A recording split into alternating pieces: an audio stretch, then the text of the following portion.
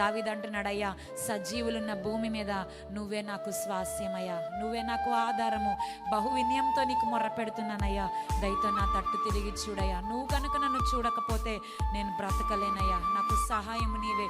గుహలో ఉండి ప్రార్థిస్తున్నాడు యోనా. నిన్న ఆదివారం విన్నాం, చేప కడుపులో ఉండి ప్రార్థిస్తున్నాడు. యోసేపు చెరసాలలో ఉండి ఎలుగెత్తి మొర పెడుతున్నాడు. దానియేలు సింహాల బోనులో ఉండి ప్రార్థిస్తున్నాడు.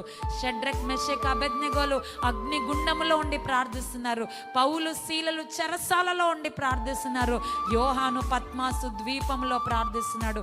ఈరోజు నువ్వు ఏ స్థితిలో ఉన్నావు బిడ్డ, ఏ చెరలో ఉన్నావు, ఏ ఇబ్బందిలో ఉన్నావు, ఏ ఇరుకులో ఉన్నావు, ఎలుగెత్తి ప్రార్థించగలిగితే చెరసాలలో ఉన్న యోసేపును సింహాసనం ఎక్కించిన దేవుడే, గుహలో ప్రార్థించిన దావీదును సింహాసనం ఎక్కించిన దేవుడే, సింహాల బోనులో ప్రార్థించిన దానియేలును మరలా ప్రధానిగా చేసిన దేవుడే, చెరసాలలో ప్రార్థించిన పౌలు శీలలను దేవుని కొరకు బలమైన సాక్షులుగా వాడుకున్న దేవుడే ఈరోజు నీ ప్రార్థన, నీ మొర, నీ అంగలార్పు విని నీ స్థానాన్ని, నీ స్థితిని మార్చివేస్తాడు. హల్లెలూయా.